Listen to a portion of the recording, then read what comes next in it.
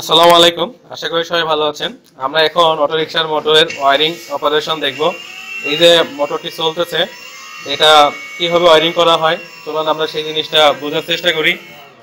এর কোথায় কি টার্মিনাল আছে আমরা সব দেখব এবং কিভাবে অপারেশন হয় সেটাও দেখব। তো দেখেন যে আমাদের এই যে মোটরটি প্রথমে, তো এই মোটরটির সাথে পরিচিত হয়। তো এই মোটরটি হলো 1 ঘোড়া সাইজের একটি মোটর, বিএলডিসি মোটর।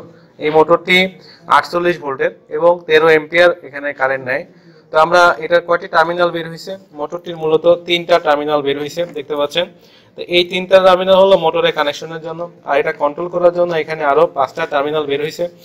সেই 5টি টার্মিনালের হলো 3টি টার্মিনাল হল সেন্সর থেকে আসছে, আর 2টো টার্মিনাল হলো এই সেন্সরের ভোল্টেজ দেওয়ার জন্য, পজিটিভ এবং নেগেটিভ।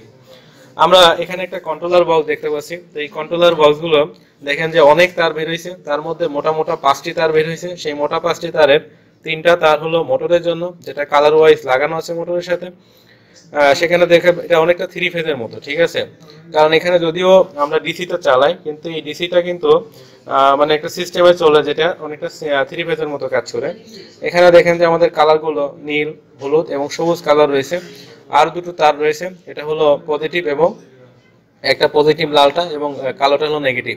আমরা যদি এই কন্ট্রোলার বক্সটা দেখি, কন্ট্রোলার বক্স অনেক রকম হয়ে থাকে। তো এই কন্ট্রোলার বক্সটি আছে হলো এটা 48 ভোল্ট, এখানে এটা দেখেন যে 35 এম্পিয়ার এবং 750 ওয়াটের জন্য।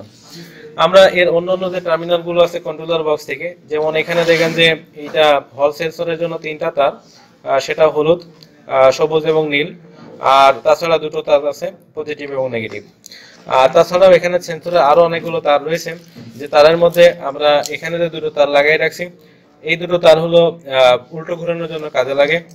এই 2টো তার হলো চালু অবস্থায় ব্রেক করার জন্য কাজে লাগে।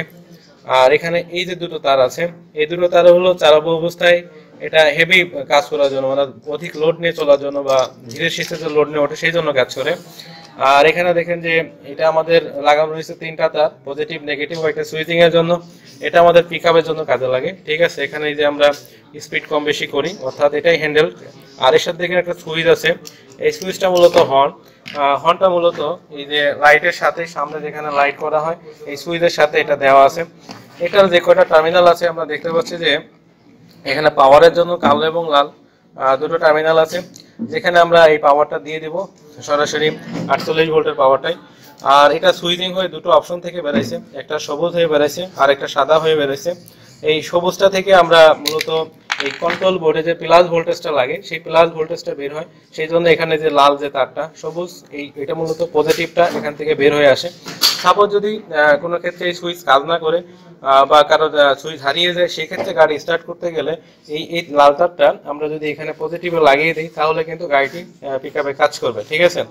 তো এটা আমি অন্য জায়গায় দেখাইছি, মূলত এটা কন্ট্রোলার বক্স অন হওয়ার জন্য এই পজিটিভটা লাগে, যেটা আমরা সুইচ করে দিয়ে থাকি। এটা যদি আপনি সাদা থেকে নিয়ে থাকেন তাহলেও এটা কাজ করবে, তবে একটা 2টো অপশন কম কাজ করে। আর এখানে দেখতে পাচ্ছেন যে হলুদ 2টো তার আছে, এটা মূলত একটা সুইচ, যেটা এখানে হর্ন বাজার জন্য, যেটা আমাদের সাউন্ড দরকার পড়ে। তো এখানে এই হলো মোটামুটি কানেকশন। আর আমরা এখানে ব্যাটারি কোথায় সংযোগ করব, এখানে যে পজিটিভ এবং নেগেটিভ তার আছে এর সাথে ব্যাটারি সংযোগ করতে হবে।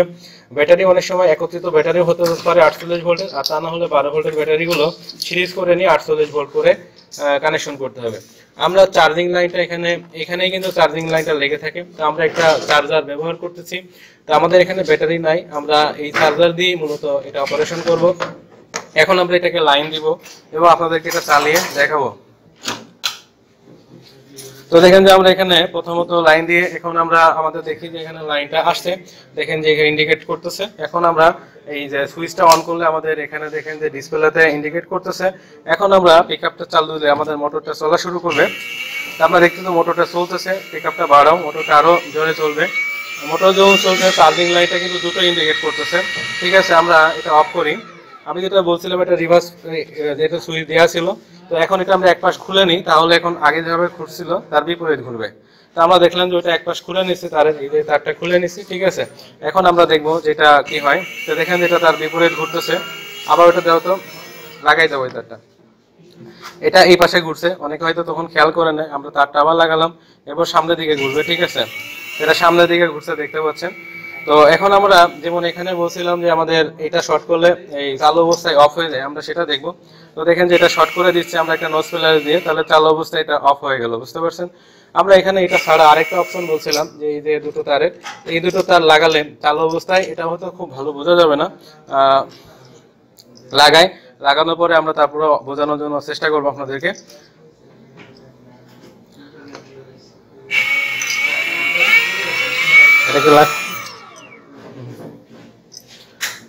তো দেখেন এখানে, ঠিক আছে ঘোরাও, এটা খুলে দাও এই মুহূর্তে, এটা চালাও, আরেকজন খুলে দাও।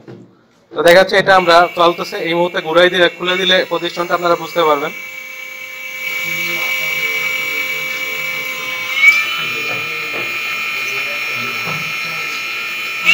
তো দেখেন যে এটা যখন খুলে দেওয়া হলো স্পিডটা কিন্তু বেড়ে গেল, অর্থাৎ তখন স্পিডটা কম ছিল, বুঝতে পারছেন।